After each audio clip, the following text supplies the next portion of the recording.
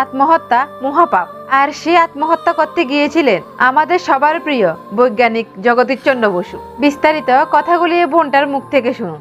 আত্মহত্যা মহাপাপ, আর সেই আত্মহত্যাই করতে গিয়েছিলেন আমাদের সবার প্রিয় বিজ্ঞানী জগদীশচন্দ্র বসু। সবার সামনে নিজের মুখে বিষের বোতল তুলে নিয়েছিলেন জগদীশচন্দ্র বসু। কিন্তু তিনি কেন আত্মহত্যা করতে যাচ্ছিলেন সেটাই আজকে বলবো।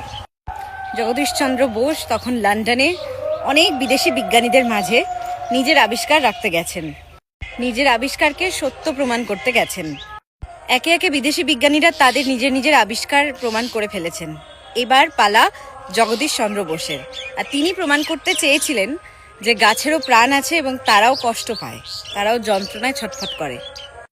লন্ডনে ব্রিটিশ বিজ্ঞানীদের সামনে তিনি এবার তার আবিষ্কার প্রমাণ করার জন্য সতেজ একটা গাছের মধ্যে অনেকখানি বিষ ইঞ্জেকশন দিয়ে ইনজেক্ট করে দিলেন।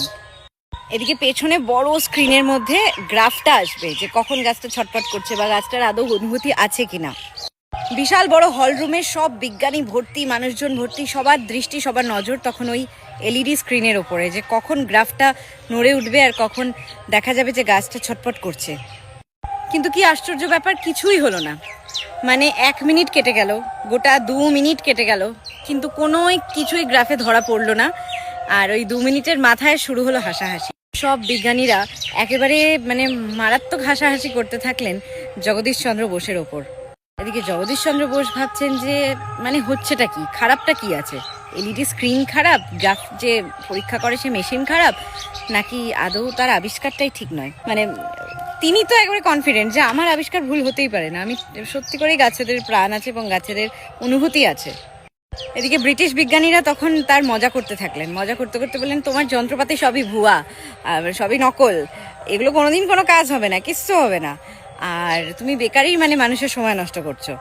একদিকে আরেক দল বিজ্ঞানী বলতে থাকলেন, কয়েকজন বলতে থাকলেন যে তুমি বিজ্ঞানী নও, তুমি জাদুকর, এটাকে তুমি জাদু দেখানোর স্টেজ পেয়েছো।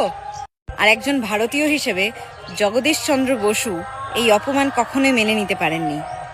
তিনি তখন এত রেগে গেলেন, রেগে গিয়ে গর্জন করে উঠলেন আর সবাইকে বললেন যে ঠিক আছে, এই বিষই যখন গাছের ওপর কাজ করছে না, তখন নিশ্চয়ই আমার শরীরেও কাজ করবে না, বলে ওই মারাত্মক বিষ তিনি মুখের কাছে, ঠোঁটের কাছে জাস্ট পান করতে যাবেন।